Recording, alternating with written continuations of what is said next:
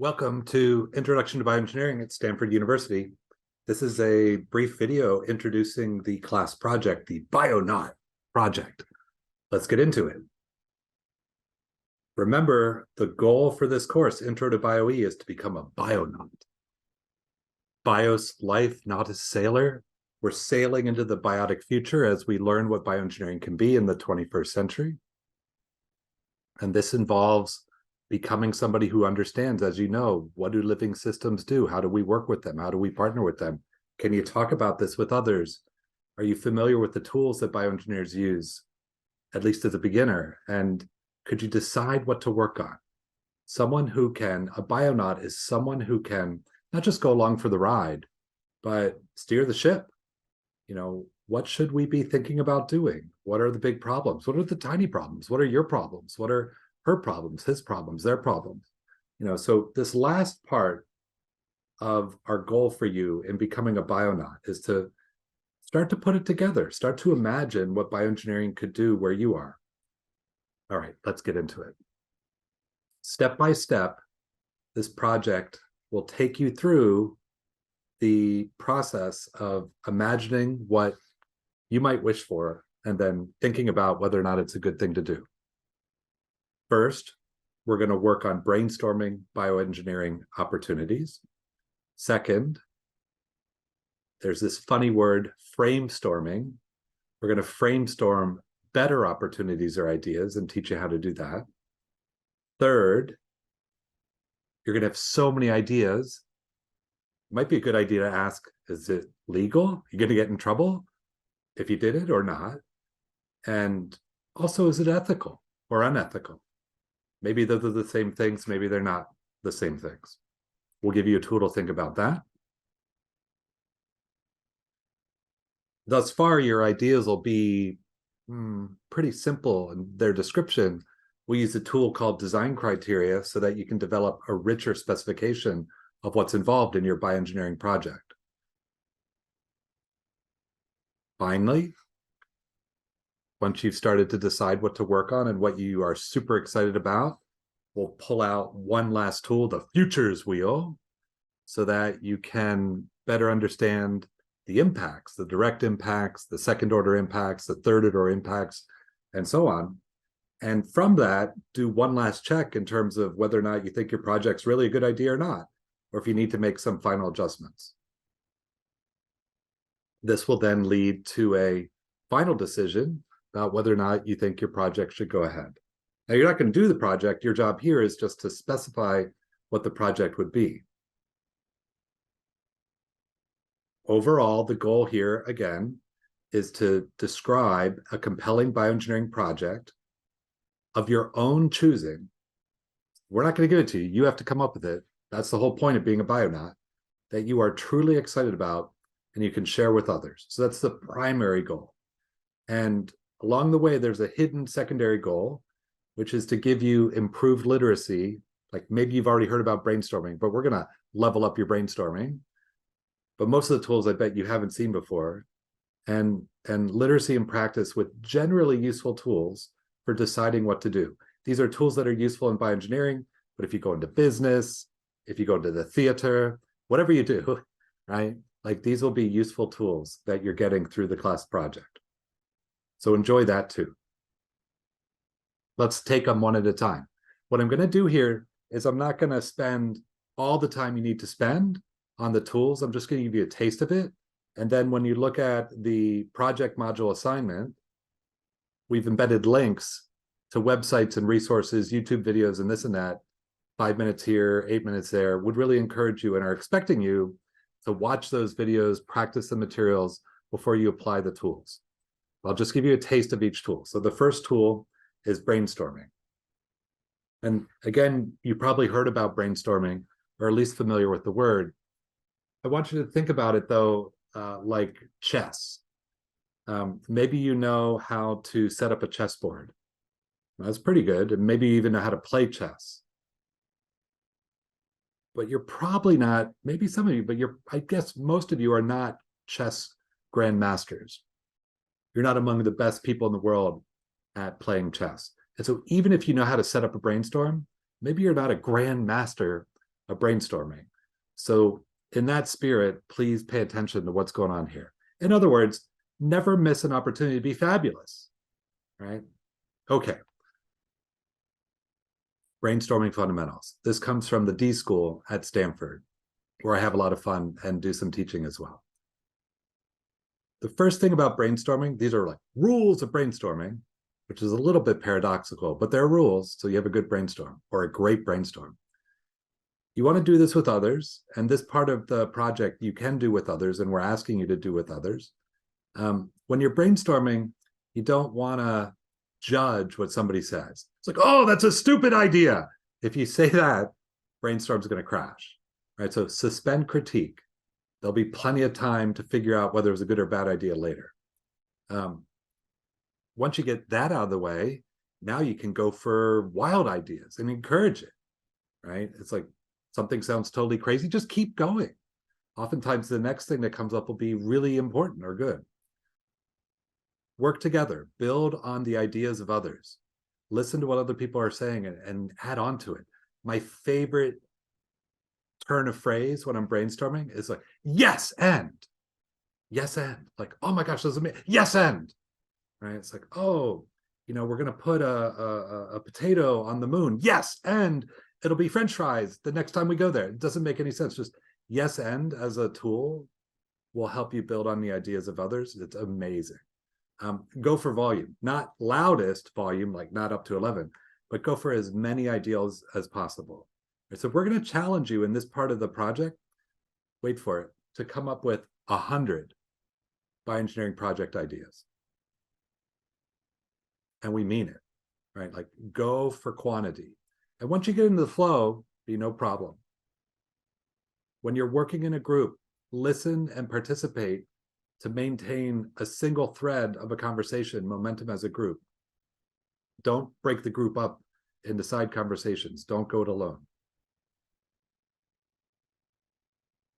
Just get for the headline of the idea, right? Capture the idea and don't give a whole essay on your idea. Well, yes, I'm thinking of this interesting new thermometer that's made out of plastic and has a particular color that I think might go well with my drapes. And it's like, no. Just like, oh, we're making a upside down thermometer. Cool, yes, and what if we, you see what I mean? Lastly, you need to write down what the headline ideas are as you go. And everybody participating together in a brainstorm must have their own pencil or marker if you're using a whiteboard. You don't want one person to have to listen and write down everybody's ideas because they couldn't participate otherwise. So you can work in parallel in terms of recording the ideas, all on one big giant sheet of paper on a chalkboard or a whiteboard, but everybody has to be able to write independently. Okay. And just as a reminder, practice using the turn of phrase when you're in a brainstorm. When somebody says something, listen to it and go, yes, and what about this, right? Unbelievably, these are magic words in a brainstorm. I guarantee if you only practice using yes and, your brainstorming will become 10 times better. Okay, now, next tool, Framestorming. The amazing author Ursula K. Le Guin has a nice quote. There are no right answers to wrong questions. So if you have a project idea and your project idea sounds pretty cool to you, but it's not framed as well as it could be, you could spend a huge amount of time, and in the real world, a huge amount of resources working on the wrong problem, working to answer the wrong question. And so Framestorming is the second tool we're going to give you. And this tool is to help you double check and really actively question whether or not you're asking the right question, or you could ask a better question. This comes from a colleague, Tina Seelig. In brainstorming, you're given a prompt and you come up with a lot of ideas. In Framestorming, you're questioning the question, right? And Tina likes to say you got to framestorm before you brainstorm. In our case, we're going to take your brainstorm, as you'll see, and you'll pick your topics or questions, and then we'll framestorm just a subset because you're going to have so many ideas. It'll work, trust me. let me give you a simple example to think about. Hey, everybody, let's plan a birthday party for Sally. What should we do for Sally's birthday? Brainstorm, right? And so if we brainstorm on what should we do for Sally's birthday, we'll get all these amazing ideas for what to do for Sally's birthday. Brainstorming, we'd go, let's brainstorm how we could have a celebration for Sally. Like, what should we do for a party for Sally? Like, I just got rid of birthday. If we brainstormed on that question, right, we get a different set of answers than what should we do for Sally's birthday? What should we do to have a party for Sally? Like slightly different questions, totally different outcomes from the brainstorm. So that's what framestorming is about. Like, keep it wild and weird. Let me give you an example, right? We're questioning the question. We're going to brainstorm the question, in other words. So maybe some of your project ideas had to do with cancer and fighting cancer. Like, how can we fight cancer, right? This is an example of skin cancer. How can we fight cancer?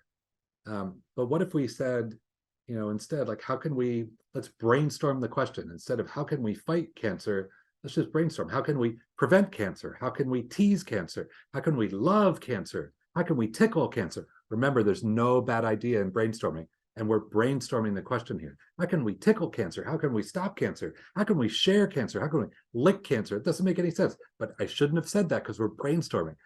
How can we blog cancer? Oh, that's interesting. How could we blockchain cancer? Could I use the blockchain to create a advocacy group in support of a particular type of skin cancer? Like, oh, right. It's like, whoa. So we're brainstorming the question instead of locking in on how can we fight skin cancer. You could keep going, of course. You could have 100 different ideas here. And then you go, which one of these is really unique, potentially powerful, has never been asked before, lets me pioneer an entirely new bionaut idea and opportunity. So I love all these tools we're introducing you to, but framestorming is really one of my favorites because it lets you question the question. And if you really embrace framestorming, I guarantee you will find new ways of thinking about important problems that nobody's uncovered before. That's framestorming. Okay, next. And this might be like, well, how could this issue arise in bioengineering? You don't know, but it's good to have this tool in case it does, right? So what do we mean by legal ethical? You can map actions into 4 quadrants. The ones on the top, they're legal. The ones on the bottom are illegal. The ones on the left are ethical. The ones on the right are unethical. So I could be in the top left quadrant and I'm doing something, it's legal and ethical. I'm in the bottom right quadrant, it's illegal and unethical. If I'm in either top left or bottom right quadrant, it's kind of obvious what I should be doing. Like, if I'm in the top left, go for it. If I'm in the bottom right, don't do it. But what if it's legal yet unethical? Should I do that? Or what if it's illegal but ethical? Should I do it? And so the top right and bottom left are like a little bit interesting. And then, of course, opportunities might lie over the boundaries. So let's see some examples. A pediatrician taking care of a kid. That's legal. That's ethical. All right. Pretty easy, right? Somebody robbing somebody else with a handgun. That's illegal most places, so far as I know, and it's certainly unethical so far as I'm concerned. Cheating on your boyfriend or girlfriend or partner. It's probably legal, but I wouldn't call it ethical. I'd call that unethical, right? Rosa Parks, riding on a bus. Illegal at the time, but easy to argue it was ethical. Smoking in school. Depends where you are. Might be legal, might be illegal. What about secondhand smoke? That might harm somebody who's not a smoker. Well, probably, in my mind, makes this unethical. So it gives you a sense of legal ethical. When you come up with your project ideas, we're going to ask you just check, where in this quadrant space does your project idea land? And by the way, at first blush, it's like, yeah, come on, I just want to cure cancer. Okay, probably that's legal and ethical, depending on your idea. But since you're brainstorming and going for hundreds of ideas, my guess is some of them might not all be in the top left, right? And that's okay. We just want to understand and think about how things might deploy if it were to get to the real world. All right, legal, ethical, all good. Next, design criteria. So once you have your ideas and you're selecting like the finalists or the final one, it's important to elaborate on the details of what the thing should be as it manifests in the real world. And I'm going to give you a really simple example here. You'll typically want to have a half dozen or so entries in each of these 4 areas, but let's do a simple one just for the sake of time. So let's say we wanted to make a glowing plant. We're going to bioengineer glowing plants. We've already talked about them. You've seen videos of them. They're wonderful, but like imagine we were starting out on that project. So the first thing about the design criteria is, what must this project have? What must your project have? Well, we're making glowing plants, so the glowing plants must glow. It's not negotiable. They have to produce light. All right. And we could write some other things about what must they do. The next thing is, what should they do? Should haves, important features of these plants. To start, I might say, like my glowing plants should look like normal plants. Sounds reasonable. Again, you could have a lot of entries here. The next category in design criteria is could have, optional features. Must have, not negotiable, could have, options. Right? It's like, I got some options on my car. Well, maybe we could have the option of having the glow turn on or off in response to darkness or light. So the plants are only making light when it's dark in the room. Or only making light when it's dark outside. The last category of the design criteria, super important. What won't your project have? Not negotiable. It won't have whatever you put in this box, like not on the table. So for example, I might say my glowing plants will not share their genes with other creatures. I don't want to, if I have a glowing plant in my house, I don't want my dog to start glowing. Right? Like not negotiable. I don't want a glowing dog from my glowing plant, at least. Right, so that's design criteria. We'll ask you to complete this. And again, with more entries, more detail, just want to give you a quick taste here. Finally, futures wheel. This is a tool you can use to evaluate the consequences of success. Imagine your project is real. It's all over the place in the world. Right, as a product, a service, or some change. What futures wheel lets you do is says, okay, if this change happens in the world, what are the first order consequences as a result of that change in orange? And then what are the consequences of those consequences? Using your imagination, like what are the second order consequences? And then once you get to that second layer or wheel of consequences, you can keep going. What are the third order consequences? And so on. So given a change, use your imagination, say, well, what's this going to do in the world? And if those things happen, what's going to happen because of that? And so on and so forth. Futures wheel. Sounds pretty simple. What's really interesting about this is suddenly you can find things happening that maybe you wouldn't have expected. And if you can imagine what those things might be, wait for it. Now you can loop back to design criteria and say, would I like to change any of my design criteria so that I'm promoting the consequences I like? Well, minimizing or mitigating or stopping the consequences I don't like, right? This isn't all open loop. These are tools that are meant to be used in conjunction with one another. Great. Let's look at a couple examples, right? So we've all experienced the coronavirus outbreak back in 2019. And a first order consequence of that is that we saw that schools shut down and companies shut down and other institutions shut down. And because of that, there was a second order consequence of people staying at home, doing whatever they do at home. And because of that, we saw a third order consequence of digital platform companies increasing their growth and standing in society, like Zoom suddenly became a thing, right?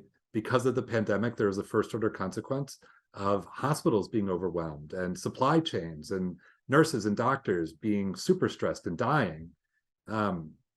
We saw a second order consequence of hoarding, potential black markets around masks and other things. We saw a different second order consequence of challenges to governmental systems at every level, local, regional, national, controversies. We saw changes in political leadership due to failures in elections to get reelected. We saw a third order consequence of stresses in trust of the government and other institutions. We potentially imagine a fourth order consequence of future social unrest and challenges to democracy and international relations. You get the idea. Let's come back and do this with glowing plants. Okay, so imagine my BioNet project idea is to make a glowing plant, cha-ching, and now I want to know what impacts it's going to have on the world so I can think about these impacts and decide if I want to change any of them, right? So glowing plants, first order impacts. Hey, my kids are impressed. I bring a glowing plant home, they're like, wow, Dad, that's pretty cool. Next, see, I'm going to have water-dependent nightlights. Don't plug it in, got to water it. I could have glowing gardens. All right. Wow, glowing plants, they're cool. Maybe I get more funding from the government or from investors for plant biotech R&D. All right. And if that's true, maybe I get even just the glowing plants itself. This is a first order impact. It's a better tool for plant R&D. I can use the glow to tell me whether genes are on or off in certain tissue types. So like glowing as a print statement or an output statement to let me understand plants, like super cool tool for plant R&D research. There's more first order consequences, just get a sense of it. All right. So let's see. New category at flower shows. That's a first order impact. So if people who compete in flower shows start to create new categories around glowing plants, a second order impact would be there's going to be more colors of glowing. And then the third order impact would be like glowing rainbow gardens. And let's see, more flower show stuff. So who participates in flower shows? I don't have time for that. Maybe there'll be greater GMO acceptance among retirees. Like I might enjoy a flower show if I ever retire. And if that's happening, maybe this all comes together, and instead of like fall foliage in Vermont or wherever where the leaves change color, maybe we have nighttime foliage where there's different glows of plants. It's not in the fall, it's in the spring and the summer. So you go out at night and people's hillsides and forests are all different colors lit up at night. All right. Okay, better tools for plant biotech R&D, more climate resilient crops, better operational understanding of plants. Finally, we get nitrogen fixing crops for crops that aren't naturally legumes or things like that. These are all second order consequences. Well, then third order consequences or impacts would be reduced starvation risk, increased population would be fourth, more profits for seed corps. Is that good or bad? Depends. What if we could have plants that grow things? If we have full understanding of plants, like I'd like to have a pitcher plant that's just a coffee cup. It's like, why do I have to make coffee cups in a factory? I could just grow coffee cups or grow, thermoses. Could we have, like nitrogen fixing plants and operational understanding of plants? Maybe we can get plant-based weapons. Could I engineer an apple tree or like a grapefruit plant to make a grenade, where the plants are doing biosynthesis of high energy compounds, and then the fruit is a grenade fruit? Like, whoa, like suddenly glowing plants, and like I might get military munitions grown off of okay. Well, let's come back off that one. Nitrogen fixing, but like, okay, here's the thing. If you wanted this, what would you do in your design criteria to make this outcome more likely? Plant-based weapons, grenade fruit. Or if you didn't want this, what would be in your won't line in the design criteria? See what I mean? See why this gets really interesting? All right, lower CO2 emissions. All right. Okay, let's go back. Glowing gardens. I cannot wait to plant glowing plants in my lawn, in my garden. Maybe that's going to confuse the insects. They're going to be like up all night, or who knows? And maybe there'll be some horizontal gene transfer.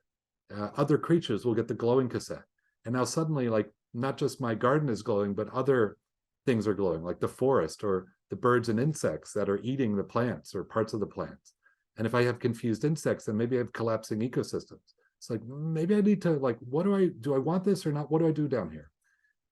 Water dependent lights, lower electric bills, but more water spills, more shopping, because I save money on my utility bill, but more water spills. I have to do more laundry or ruined clothes. And what does that cost? If my kids are impressed, oh no, they're going to have higher expectations. They're going to look at that movie Avatar. It's like, well, that's just a movie. I have glowing plants in real life. So then James Cameron, who made Avatar, is going to have to like double down. He's going to have to go and imagine something even crazier than Pandora and so on. All right, you get the idea. Future's wheel, pretty cool. And the point here is to imagine first, second, third, fourth order impacts. Keep going till you get tired, basically. But most importantly, don't just stop at that. Think about what you want and what you don't want from these impacts, and then redesign your project. All right. Reflective questions. The thing about this Bionaut project is we really are not telling you what to do. It's up to you where you are to decide the most important, fun, compelling thing that you'd like to imagine bioengineers can do. And so the first reflective question is it hard? Give it a blank slate. How do you feel about it? Have you been asked to do this sort of thing before? Leaders are asked this all the time. So we cannot wait to see what you come up with and to see that you're practicing these tools, because having these 5 tools and using them once, you just keep going for the rest of your life. But stop for a moment and think about how you feel about it. Was it challenging? Was it easy? Why? What tools of the 5 helped you get going the most? Which tools do you feel like you understand? Which tools would you like to practice some more? Remember, in the assignment itself, there are links to more information, YouTube videos, websites. I'm still learning about all these tools, right? Like, I know how to brainstorm. I can get better at brainstorming. I'm definitely not the world's best brainstormer. How often, when you're coming up with a project idea, should you stop to consider the impacts, real or potential, of what you are or might be doing? Should you think about this at all? Or should you check it every step, or something in between? That's it. Can't wait to see what your projects are.